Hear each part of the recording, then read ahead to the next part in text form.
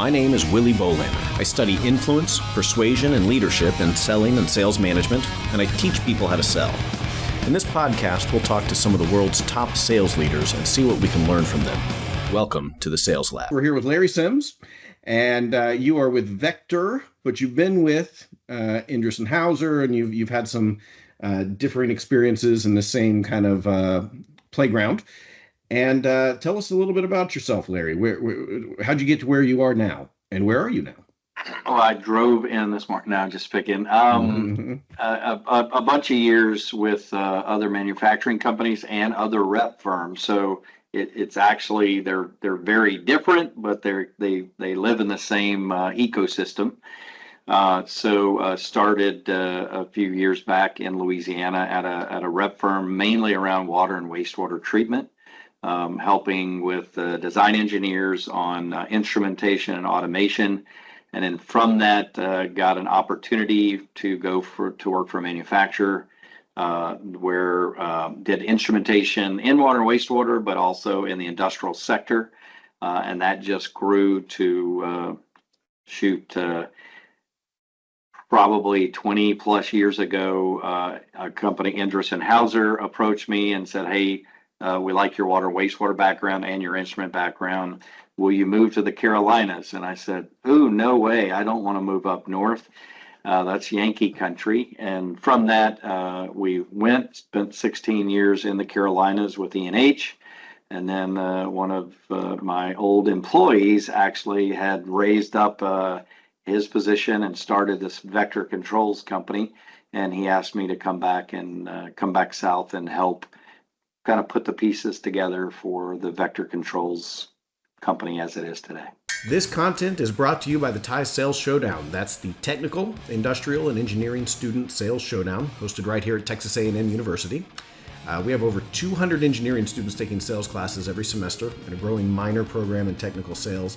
These students are smart enough for STEM and savvy enough for sales, and the TIES Showdown allows them to demonstrate their selling skills in a role-play competition where industry partners like you serve as judges and provide them coaching feedback. If you're hiring for technical, industrial, or engineering sales roles anytime in the next couple of years, this is an event you can't miss. You can learn more at tx.ag/ties. That's tx.ag/TIES. Hope you can join us. Walk us through in as much detail as possible. Imagine we don't know anything about Vector and that ecosystem you described. What do we need to know to understand that? Yeah, whenever we're interviewing people, a lot of times you say, all right, you came here for an interview. You hopefully looked up a little bit about the company. When you're talking to your husband, wife, boyfriend, girlfriend, significant other, how did you describe, I'm going on an interview at Vector Controls? What in the world is that? And we've joked around for many years. The easiest, simplest word people say, you're an instrumentation company. And that kind of opens up a whole new thing. People will call and ask, hey, my son wants to play drums, or my brother is looking for a trumpet or a trombone. And you're like, no, it's not that kind of instrument. It's process instruments for industry. So Vector Controls specifically is it's a sales and service company that does some integration work, but we have a variety of instrumentation, but that even in itself is pretty broad. Ours is mainly focused around oil and gas in West Texas, South Texas, Oklahoma, but also in the petrochemical groupings that are here. We do have divisions that sales groups and teams that go after certain industry. There's a food and beverage group. There's a water and wastewater group. And those different industries have different requirements for what they're looking for, whether it's a different kind of analyzer, a different kind of flow meter, a different level transmitter. So all of them have their own odd quirks. They're all demands. Some of them have to be explosion proof because you're going into an extremely volatile area of a plant. And then at a food plant, they may not care about that, but they care about, hey, can this thing be washed off? Where it doesn't let bacteria grow in things that are, food-based or whatever. So Vector as a whole, and when you say a representative, there are some rep firms that are a one-man firm that the guy just is really good at this little switch here that's made out of Monel, and it can do this. That still could be a rep firm. And then you have rep firms that have a few thousand employees all over the U.S. A lot of the distributors have that model where they have a lot of people on the street, and you have a catalog that you bring in, and you go, I can get you switches, I can get you switches, I can get you plugs, I can get you cords. Most of the people that we say play in our ecosystem are more, I want to say a little more technical, because it's not just relationship. There's, of course, relationship building, but it's more specific around technical abilities of a radar device that's going to be put on a 1 million gallon crude oil storage tank right off of I-45, or it's going to be in an autoclave at Lonza Pharmaceuticals right down the road here. And it's every batch that's a gallon is worth $500,000. So you go from a water plant that, it's 2 pennies for a gallon of water to make it, to a pharmaceutical facility that's $1 million a gallon. So big, wide variety of applications, and each one of those have their own challenges as well. And correct me if I'm wrong, I think the common denominator here has to do with liquids. Maybe. So I'd say could be, but on some liquid analysis things, absolutely. A lot of flow meters. About half of our business, or maybe a little over half, is liquid measurement, flow measurement. But a lot, flare meters, those are gas meters. Steam meters, those are gas meters.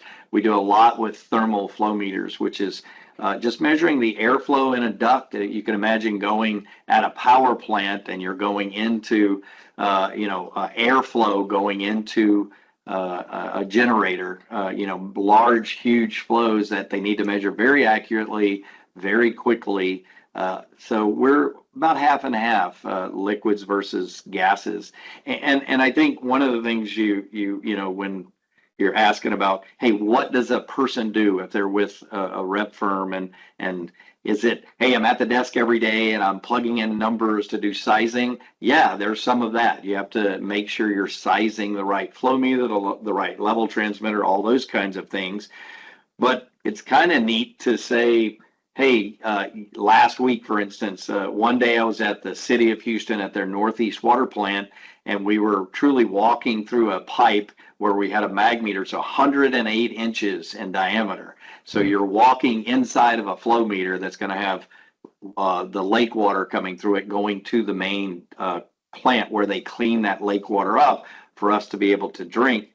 And then the next day you're at Elon Musk place in Austin at Tesla, where they're making cars, and then left from there and drove straight down to Brownsville, Texas, to the launching pads for new rockets going up. So it's good and it's bad. There's actually, hey, that sounds like a neat week, and that really was a pretty neat week. But that also means you got to learn a lot. You're tasked. So if you're looking for something that's kind of, hey, I really want to get to know something really well, and I'm going to do that every day. There are rep firms that do that. That's what I said. There's some people that they just do this really, really well, and that's awesome. Awesome to be the best at that. Our particular company is probably different because we have oil and gas people, water, wastewater people, food and beverage people. If you like diversity, you look for a rep company that would have, a broad line card that takes you into different things. And there are absolutely great things to say about some companies that they really do this really well, and you're the expert at it, period, and you want to be the best at it in the industry. There's pros and cons to both. And so, as we've discussed in the past, the idea behind this conversation is to, one, give people an idea of what Vector does and the context, but really dive into this subject of what is technical sales, and understanding a bit about what you're doing in the product is a great start for that. But if I asked you to define technical sales, just for you, for Vector, from your own perception, how would you define technical sales? So it's a good question. We always say sales. Everybody's in sales. If you're a doctor, you're in sales. And technical sales, from our viewpoint, is having enough. We would classify it as engineering thought processes to understand. I'm trying to make a plastic bead. If I'm trying to make a plastic bead, you have to, in technical sales, understand what goes into making that. You don't have to know the process completely. If you want to do that, go to work for one of the plants that are making plastic beads. But in technical sales, no matter what industry you're in, I said before, food and beverage, water, wastewater, pharmaceutical, whatever, technical sales is understanding enough about a process and enough about the products, the technology that you're representing and bringing into it as to why that won't work and what might work best in that application. And then being able to educate your customer. Like yesterday, we had a group and they were, hey, we want to use that. And you go, well, you can't. It's non-conductive. You can't use a mag meter on oil flow. Oh, okay. Well, I'd used mags before in the past and those worked really well. So technical sales is discerning what the person is looking for the application, understanding it, and then fitting the right product for that application. We have probably 30 different types of flow meters, and I'm talking different technologies. Understanding those in a technical sales role is asking good questions, finding out, is it important to have accuracy or repeatability? So technical sales is being smart enough to understand applications and products and being able to fit those. And that's the value of a technical salesperson. The gentleman yesterday that was asking, he was a general contractor. Man, brilliant person. He had to know everything from dirt and load and concrete to bringing in, rebar in certain areas. And I got to put a bridge in, I couldn't help him with that.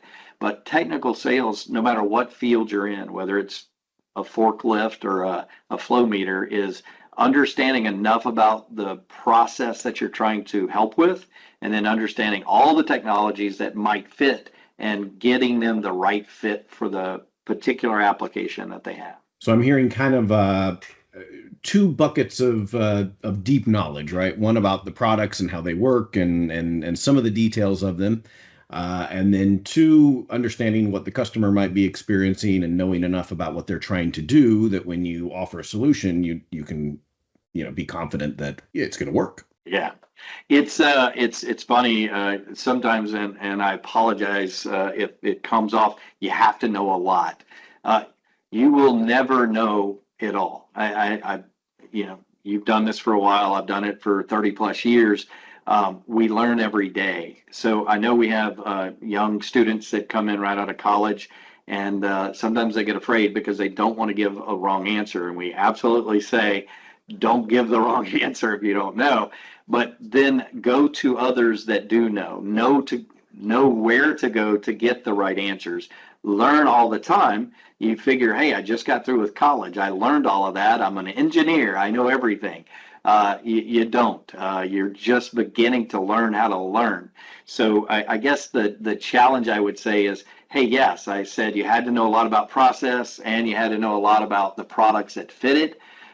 You need to know the basics. You need to always be hungry to learn, but understand you will never, ever know everything.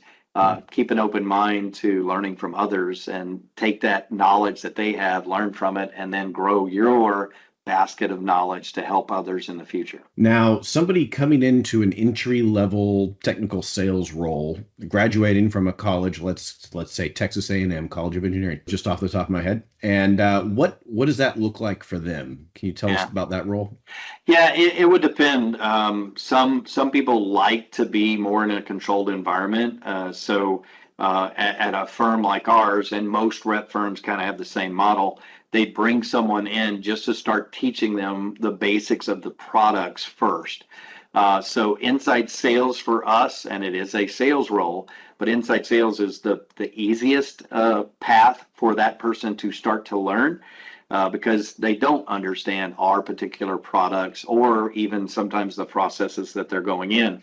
So for an entry-level person from college, from A&M, College of Engineering, ID program, or any of the other programs, it's walking you through, learn the products, learn the basics, start writing with other people. You're paired with a senior inside salesperson that kind of walks you through, whether it's learning how to do sizing, learning how to do quotes, learning how to use whether it's SAP or Salesforce. So it's learning the tools that are there. And then it's more, hey, where do you want to go? Because there are so many different paths. You would say, I really like working projects. Well, okay, well, then we'll put you back over on that side and you'll learn from somebody that does projects. So it really depends upon the path. Most commonly, it's inside sales, and then some people want to do that the rest of their lives. People are calling them, asking them to help them with answers. Some people want to go outside because those guys get to eat really good food all the time. And they get to golf. It seems like people think they golf 5 days a week. That's not the case. But if they are considering themselves more outgoing or whatever, and they want to do that path, then you're set on a different path of you still do inside for a period of time where you're learning the products and you're learning from each other, but you'll start going more often with an outside person to see how does that work? How do you set up calls? How do you do all the things? How do you set up your geography, your territory, your top accounts? I hope that answered your question. Yeah, I think so. Now, what's the length of time that somebody might stay in that inside sales role before moving into this next phase? So understand, we still elevate. We feel that inside sales is probably the backbone of our company. We have inside sales people that have been doing inside sales for 30 plus years. A number of people in the company. We have inside sales people that joined us from Texas A&M. That have been doing it for 3 or 4 years, and they're very happy, and they don't want to migrate to, well, we've had a couple people migrate over to projects or to an industry person, where they're doing both inside and outside. The normal, if you say, when do we say you're ready to make the next step? On average, I would say it takes about 2 years to go from inside sales to almost anything. But we've had people that have really, really, shown an interest in moving to something else. And they do that with, about a year and a half, probably. Some people, it just does take more. It takes more for them. Do you want to be an inside sales manager? I mean, that's very different than saying I want to go into outside sales or I want to go into project management. There's a variety. Just everybody's a little bit different. But a year and a half is probably a good average of what it takes to say I'm ready to become a true inside person, start moving to outside, start moving to projects or to industry. That's probably a good, we tell people plan on 3 years, and probably the average is a year and a half to 2 years. Okay. And and it's interesting that you're painting a very vivid picture of, people aren't necessarily dying to get out of the inside sales role, which I think is something that it's easy for people to imagine, right? That, okay, I have to start an inside sales and it's not as cool or as lucrative or whatever. Yeah. But there's not too many places that I talk to that can say, yeah, we have inside sales people that have been doing this for 30 plus years. So this is a viable career path in and of itself. Absolutely. It's funny because the way we look at it by either doing commission sales for inside people, we do unassigned accounts a lot of times. They're not the bigger accounts, but they're still important accounts. So we'll have that inside salesperson take the ownership of it to go and visit. So you're doing some outside selling, but you're truly an inside salesperson. 90% of the time you're still helping solve problems, but it's to maybe a smaller group of customers. But hey, you've been talking to Mark for the last 3 months. Seems like a nice guy. Mark, I'd love to take you to lunch. Let's go. So it gets them some exposure to getting out. And then those people sometimes say, you know what, I like that. I do want to go start transitioning, even though I've done inside sales for 5 years. I think I'm ready. We had a Texas A&M grad, was inside with us for 4 years. And he got an issue that he wanted to clean up with a customer, food and beverage, because Tito's, vodka. So if you like Tito's, it got him interested in going outside and meeting with them. And now he's a food and beverage outside person. He never pictured himself being an outside person, a little more reserved, true hardcore engineer. But now he loves it. He's going into, HEB and going into Tito's and going into Anheuser-Busch. I mean, so you never know where it's going to lead you. You might not think you're going to go to that. You might say, I like inside because people are calling me and asking for help. It is very different when you're the guy calling somebody saying, let me in.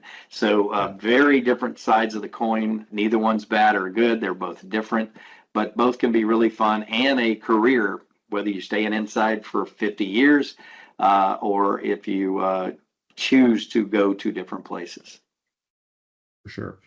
Well, and I guess I'd be remiss if I didn't point out that, the name of this role, inside or outside, doesn't always mean anything, because plenty of outside people have to spend a lot of time inside setting up meetings and calling and researching. So it's kind of like, well, maybe we're talking about 90% in the office versus 70% in the, in some roles. And so it can be, some outside is almost all outside, walking around, going to factory floors, but a lot of it, sometimes you end up doing office stuff for the majority of your time anyway. So yeah, it's our outside. If you asked, hey, what's the average for an outside person, we would say they're in the field, and ours aren't as many manufacturing floors on our side from our company.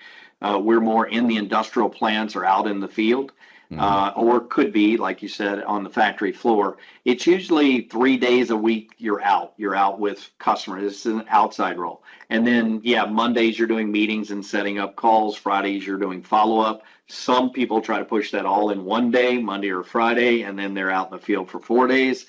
It is a very flexible role. Nobody tells you what you're going to do. But you need to run and maintain your business. You're running your own little company. You have somebody else kind of paying your bills and watching and saying, hey, how can we help you get to this next level? Yeah, that's great.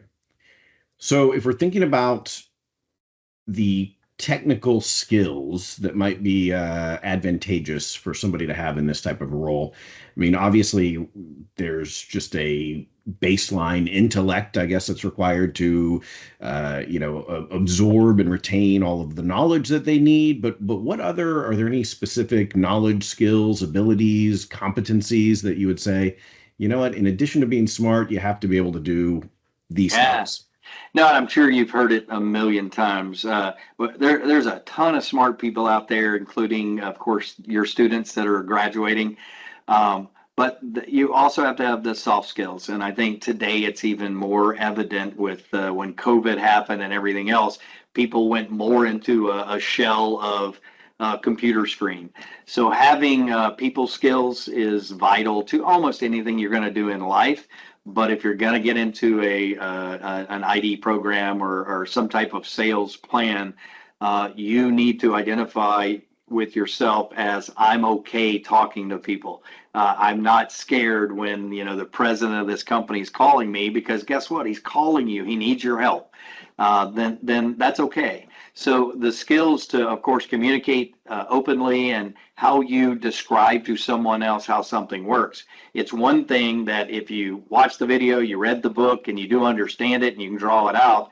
If you can't convey that to your end user, there's a disconnect there, and they need to feel like, if I feel like you know it, but I need to understand it. You need to tell me in my words, explain to me how that thing works. It sounds like you know what you're doing. That's great. I need you to tell me how that works. So people skills are good in anything that you'll ever do in life, but more so when you're in sales, more so when you're trying to convey a solution to a customer. So the other thing, and I think it's as vital, I really do, is the ability to pull resources in.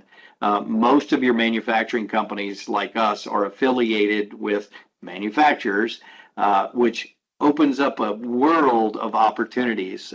We have people that come to us and say, I want to learn your products and help customers, but man, I'd love to go and be in Switzerland or Thailand or Japan. We, as a manufacturer's rep, we don't have offices in Japan or Switzerland or Thailand, but all of our manufacturing companies, most of them are global. So getting to know those people on a day-to-day basis, because you're dealing with them, opens up that.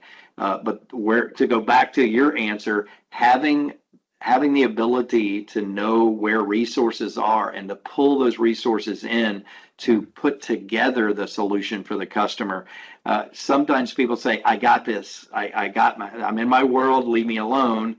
You can't have that attitude in this environment. You have to say, I think I know where I can go to get more answers from this person in California and this person in England and this person in Germany. Let's pull together the package that we need to offer to customers. So ability to know how to get resources and communicate with other resources outside your direct area of influence. And then also marshaling resources locally to make sure you're taking care of the customer. Gotcha. Yeah, those are good. Obviously, we talk a lot about hard skills and soft skills. We're gonna be smart enough and know enough tools and frameworks and processes and models and equations that we can solve a lot of problems. But yeah, I love this idea of knowing where to go to when you're tapped out. Right? We're not going to know everything. We're not going to close deals by ourselves on an island. All the time, at least. We're going to need to tap some people on the shoulder and bring them into the conversation. Okay. When you're communicating with prospects or customers, how often is that very technical versus maybe more on the, I don't need to know all the details, but tell me what the ROI is, or tell me how it makes more sense than alternatives. Do you have any opinion on the percentage breakdown of those sort of conversations? Yeah, I mean, it's a good question. Ours specifically, and remember, every manufacturing rep firm is going to have a different level of, say, technical ability. A project manager, for instance, you would say, do they need to be more technical? And honestly, a lot of times they don't. They're the ones that pull the resources that are technical. Early on, you're mainly being called on to, hey, help me pick a technology, run sizing programs, talk about chemical compatibility, pressures, temperatures. A lot of those are just questions that most of these students, they learn that. They understand the importance of pressure and temperature and flow rates and laminar flow and turbulent flow, a lot of the technical terms. So it is fairly technical. But regardless, most of the time, if they're getting a call, it's truly, I need an answer, put it together, get it to me quickly, we're trying to move. So a sense of urgency is probably sometimes as important. Well, you got to get the right thing, but responding in the right time frame. So as far as percentage wise, how much is technical versus non-technical or soft skills? Man, I hate to be the guy that's on the fence and saying, hey, it's 50-50 because it really depends. Depends on where you are in your progression as an inside sales, an outside sales, an industry person, a projects person. So there is a different expectation for a projects person that's inside versus a projects person that's out. An inside projects person, pretty technical. They have to make sure you're going through the T's and C's and reading all the specs on something, learning how to read a P&ID to make sure we're putting the right product in that particular application. That's more 75%, 25%. Whereas if you're in outside sales or if you're in a project outside role, there's a lot more of the soft skills and getting the right people together and pulling in resources, not as much technical running programs, if that makes sense. For sure. Well, and when we're thinking about technical sales in different environments and across different companies, the word complexity comes up very frequently, right? Well, what is technical sales?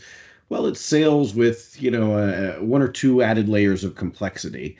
And to me, I always think, well, when you're talking about managing relationships, across a lot of different organizations, from different people, for different opportunities, that in and of itself becomes kind of a technical-ish task, not knowing the product the specifications or anything like that, but Yeah. it's taxing. It takes a lot to be able to know whose shoulder to tap on when. Remember that they're for this opportunity, but not for that opportunity. Not get your wires crossed and confuse everybody in the meeting. And so that in and of itself, in my mind, is a technical, pseudo technical aspect of the job. Why should somebody go into technical sales?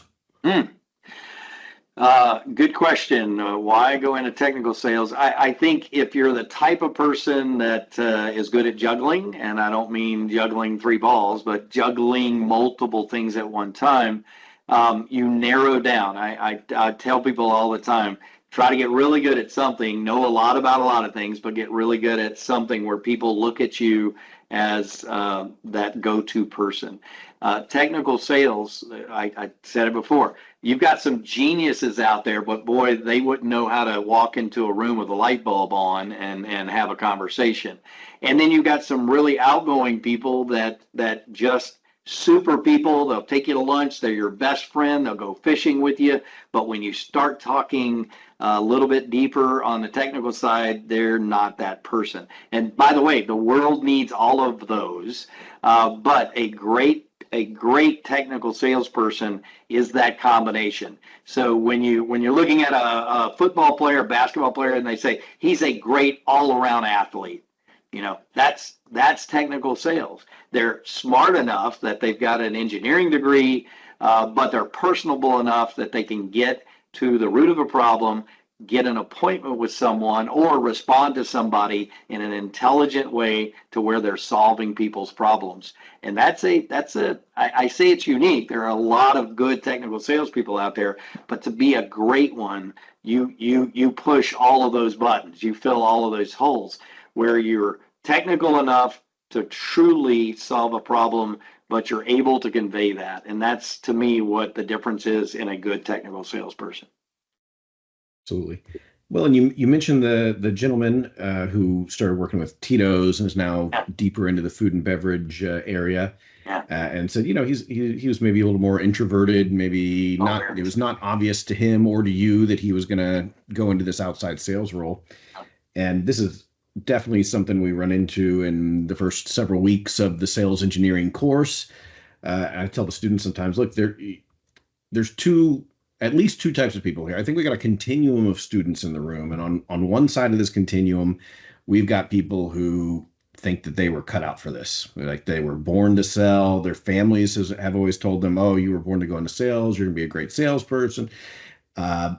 And what's as a comedy fan, what's great about the course is we're going to get a few more weeks down the road, and you're going to realize that those people that were telling you that were saying that instead of saying you talk too much, you don't know when to keep your mouth shut, and you've got a lot to learn if you're going to be able to be successful in a technical sales role. So if we go to the other side of the continuum, I think we got some people in here who think, well, I'm an engineer. I don't want to do this. I know about salespeople. I had a bad interaction with somebody in a retail context or life insurance or something. And I don't want to do that. I don't want to be a bully. I don't want to, be a loud person, And similarly, we're going to get a couple weeks down the road and you're going to start to think, well, I do kind of like the idea of getting out from behind my desk. I like the idea of asking questions and listening and really playing the role of a consultant for these customers. And okay, maybe I could do this. And in both cases, we're going to find out we've got a lot to learn and we can get better. But wherever you're starting and at the beginning of this class is not necessarily where you're going to end up even a few weeks in. And so I love, the introverted, the quieter people, they can ask excellent questions and they can hear things that you say that nobody else in the room picks up on. Absolutely. And that is sales. That is a core competency of a good salesperson, especially a technical salesperson where the details matter. Yep. And so I love that you included that. Yeah, we need you to be able to manage the social environment and talk to people, but that's not exactly walking into the party and commanding everyone's attention immediately upon entering the room. And it's not exactly like that. In fact, I would probably bet that a lot of people, a lot of buyers and customers in this arena would find somebody like that maybe a little annoying. Maybe a little okay. It's a little too much about you. It's a little too much energy for my style and the way I do business. And so we're really trying to show these students sometimes that okay, you're not the president of the fraternity, and you're not the captain of the football team, and that's okay. That and like I like what you said. I think that's actually preferred. Remember, most of our clients, I'd say 90% of our clients are engineers. Mm-hmm. So you coming to them with an engineering background, that you've already started with some credibility. They're not looking for, like you said, the captain of the football team. Do you need to be able to convey? Absolutely. Our top salespeople, absolutely. If I took it our top 5, you would say, boy, they're that outgoing guy, and he's the best bowler, and man, he could talk to a wall. I'm the one that can talk to a wall, but I'm not the best salesperson. Our best salespeople are quiet. You look at Kenny or Todd, and they are just, you go into the room, and they're the quieter person in the room, but you get them in the opportunity to have a conversation. They listen better. They ask better questions. Not that there aren't outgoing people that do a phenomenal job. There always are some on the spectrum. But our top ones, because we're dealing with engineers, are usually the ones that, hey, Mark, I'm going to be in your area next week. I wanted to stop by. I found something that I think would be interesting, on this process. Let's spend some time together. We used to even say no lunch and list price. And people go, whoa, wait a minute, no lunch and list price. Does that mean we don't take people lunch? No, we take people lunch all the time. But what you're getting from the best salespeople are, you're getting their knowledge. They're going to help you solve problems. They're going to help you run your plant better, where you can make more product, which means more money for your company. That's worth something. So does it mean we don't go to lunch? No, we go to lunch, but we're going to lunch with you because you're bringing value, not because you're paying for the tab. So there is a professor that I've always admired, a professor / entrepreneur that I've always admired, who passed away, I think it was last year, Andy Zoltners. And I had very limited actual interactions with him, but I saw him presenting one time, and he phrased this question that I thought was just like perfectly eloquently stated.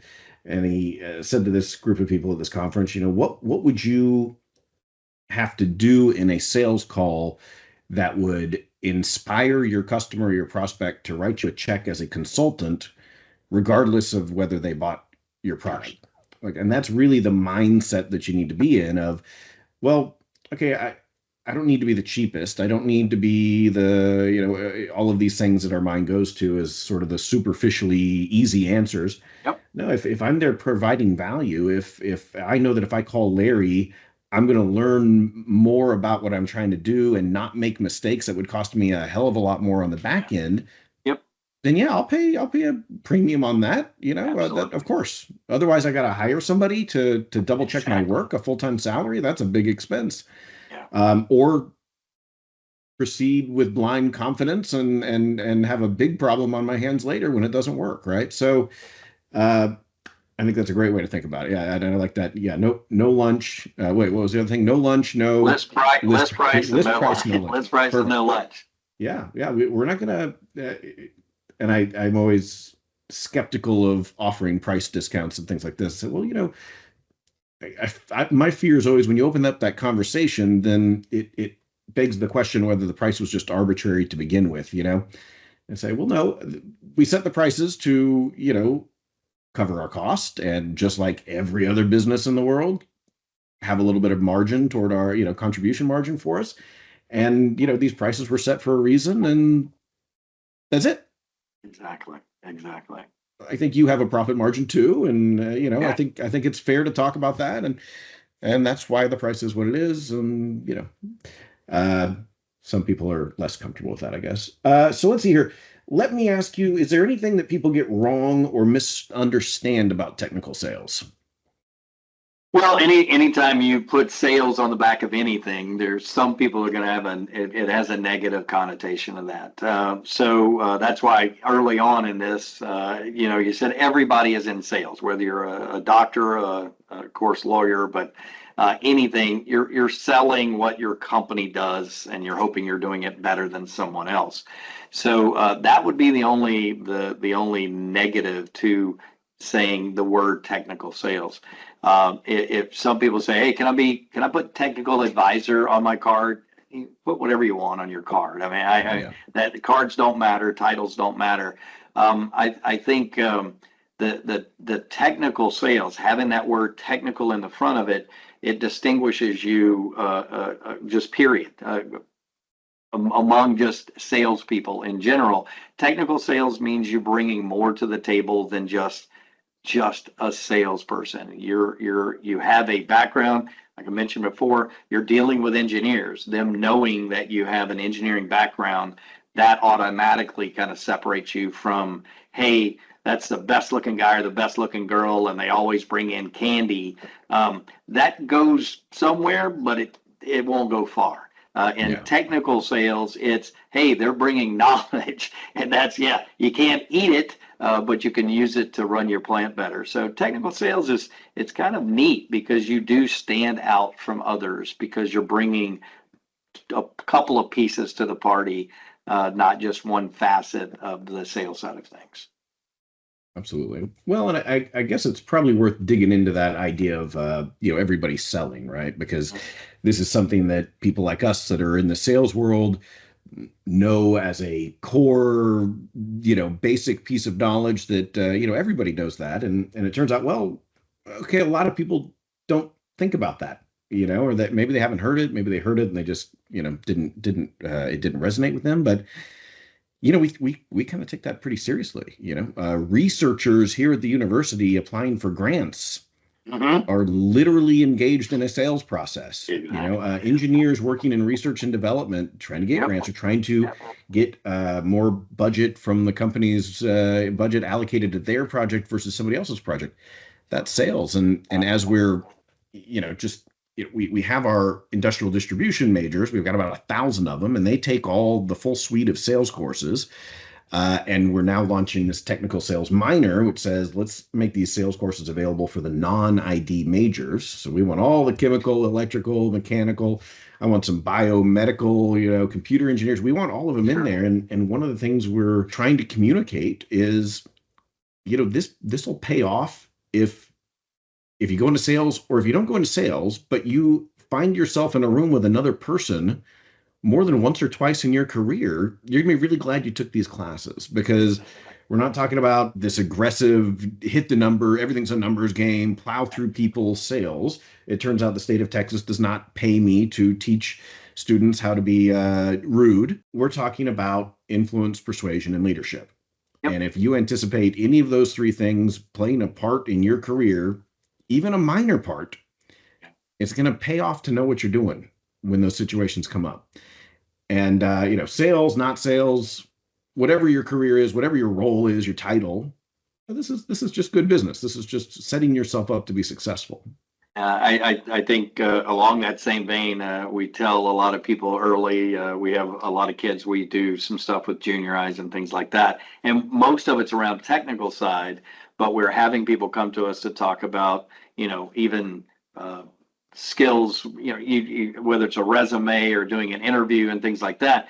But if I'm a chemical engineer and I'm running a process at a plant, that plant each year has to decide where they're spending money. And you want to have an expansion, or you want to be able to do something in your area of the plant, that chemical engineer has to sell that to the plant manager. Yep. So like you said, everything, I love the research scientist thing. Big Bang Theory did one with Sheldon, where he had to go, I don't want to say schmooze with the bigger higher ups to try to get funding. And he's like, in your head, you're going, well, wow, if it's a great idea, why do I need to sell it? I shouldn't need to sell it. This is a great idea, and I'm a smart person. Why do I need to sell it? Sorry, you still have to say there are other people that want that money to do something with. Why is yours more important than theirs? you have to be able to convey that. So and if you really believe that your ideas are better, and you really believe that what you're trying to get support for is the right direction, then the last thing you want to do is let some smooth talking dullard with worse ideas than you capture that budget you didn't get. All the money. Yeah. What could be more infuriating than that? Exactly. No, it's fun. It's because this is so diverse, at least in our fields, the people that are doing similar things to us. That's what is kind of fun, is to find out that's part of sales. Yeah, you have a great product, but does it help your customer? You can say, I got the best thing. Yeah, that's great, but it's not for me. Knowing where not to go a lot of times is just as important as where to go, because you only have a certain number of hours in a day, in a week, in a month. And I think that's one of the harder things for new people in sales to say, you know what, I'm not going to hit my head on the wall over here, because if I bring this to this other person, I know the value that it's bringing. We don't learn how to say no enough. And I know that sounds weird as a salesperson, but knowing how to value your time, that's one of the biggest single things we bring to all of us in our industry. Bring value to what you are bringing. You studied, you learned, you're an engineer, you're in a field, you even know how to sell, hopefully, or learning it. You bring a tremendous amount of value to the market. Show that value. If they're banging it, they're not, go somewhere else. Somebody's going to want to use you. Somebody's going to want to use the talents that you are bringing to make them better.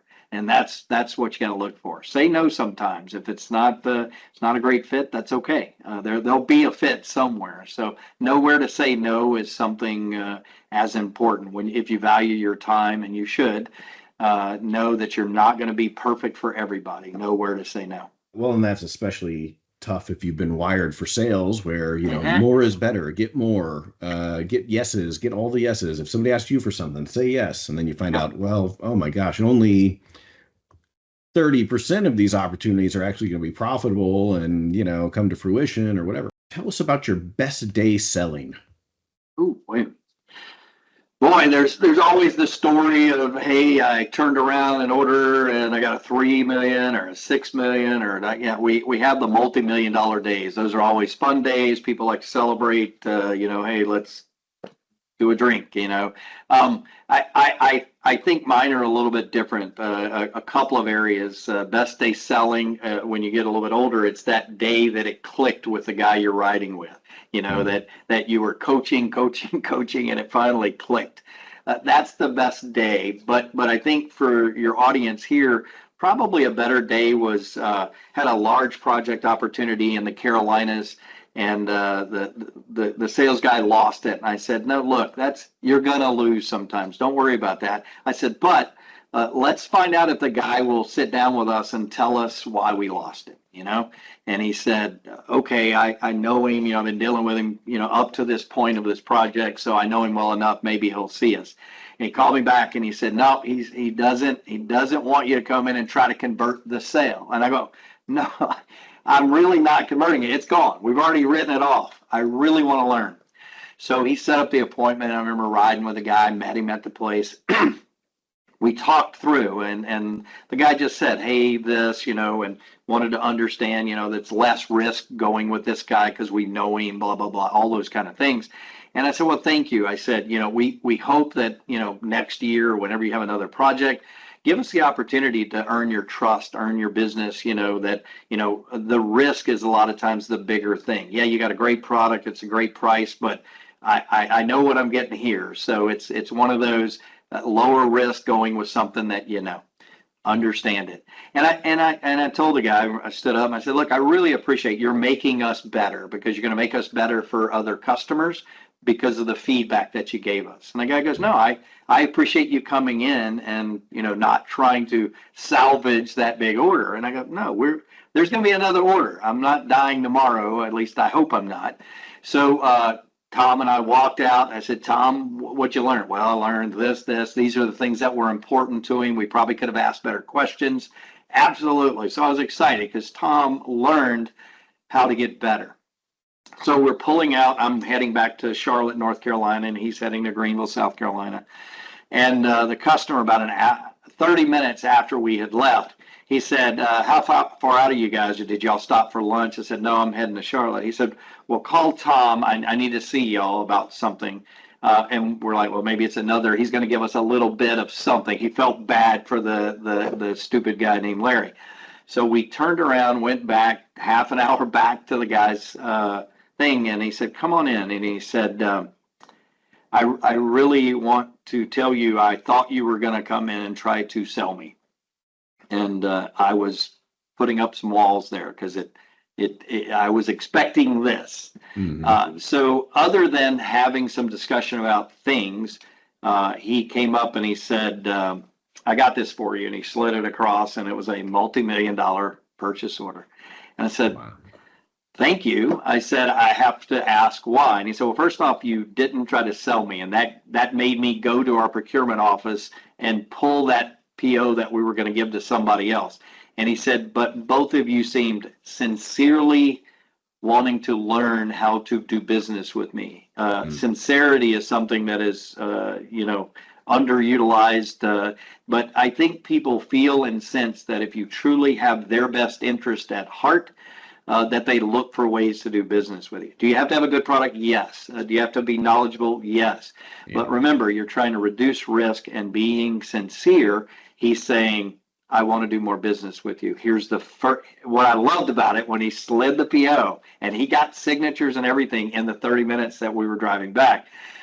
He got everybody to sign off of it. But he said, this is the first part of us doing more business together. So not only was it a huge win, it was absolutely the start of a great relationship where the guy just said, I want to do more with you. And that's to me is the best feeling. And even if we wouldn't have gotten the big order, if he'd have given us a little one and saying, I like that you came back, you were sincere in wanting to learn and do better, that meant more to him than did the product need to be there and work? Absolutely. But it meant more to him that we were sincerely wanting to make them better, them as the customer, that he's saying, I want more of that. Give me more of what you guys are talking about. So that was probably the best day ever.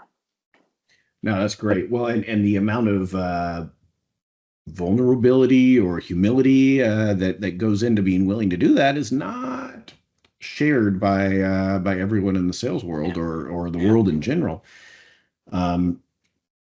This is something even with the students and all of them. I mean, it's the top 10% of all high school students across Texas, get admitted into A&M or UT, and they are used to doing well. And many of them do well at sports and do well at Eagle Scouts and do well at school. And, it is a skill that they have to develop to be told, I like you. There's nothing wrong with you. Don't attribute my feedback that you need to change your behaviors or try something in a different way. Don't internalize that as some sort of stable trait. But I also have to tell you, you didn't probe enough with those questions, or you sounded like you didn't care. You didn't sound sincere when your introduction. And but I think that's a pretty valuable skill set. Now, have you ever tried to do that and somebody's looked at you real weird, like, what are you doing? You want me to come here and critique you and give you feedback? Why would I do that? I'm glad you asked that, because we say on projects above a certain value, $500,000 or whatever, that we want to have a sit down to truly learn what we did wrong and how we can position ourselves better. If you position the conversation like that, I think people appreciate it. Remember, if you got to where you were in the final two, you were somebody that they were truly interested in. So most of the time you're in a position of, hey, you're one of our valued providers. Yes, I will give you that. Has there ever been a case? I've had people just say, look, I just don't know you. They don't give you really good, deep feedback. So we've had that, but I've never had anybody kind of, look at it as it's a negative, but maybe it's just from the positioning that we were in that they didn't have that. So I have one more. I know we only have a few minutes, Sure. but you made me think of a story, not a best day ever, but a funny one because I never said in any of this interview that we need to learn better how to listen. I think that's a common one that people say. You have two ears and one mouth. You should listen twice as much as you talk. Of course, I'm talking a lot right here. But as we're working with people, I had a particular gentleman that talked more than me, which was scary.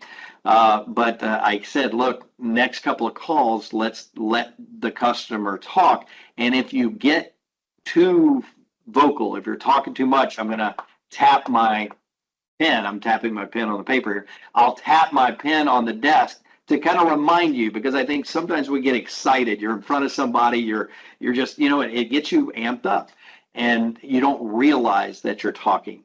So we did a couple of calls and I'm tapping, and the guy, and we'd leave and I go, Mark, you've got to rein it back. You're asking a question and then you're going and answering it. And the guy is not able to tell you what he needs. So we were heading to lunch and we had just finished meeting with a guy where we were taking to lunch, and I'm tapping.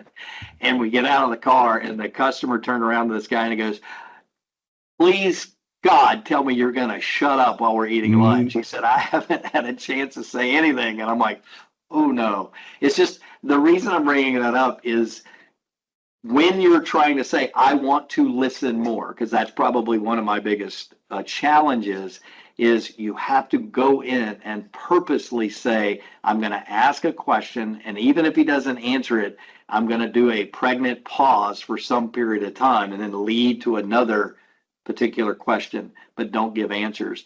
That's something that people that are maybe in the ID program, because they do want to go into sales, like you're saying, they're used to being, hey, I know all the answers and I'm really good at this and you need to buy from me.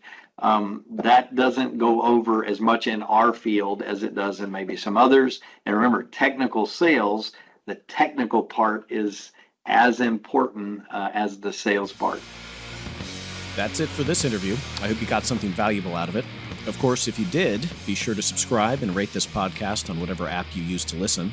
Also, share this with your colleagues and friends, and let's continue to have a deeper discussion on all things related to selling and sales leadership. See you next time in the Sales Lab.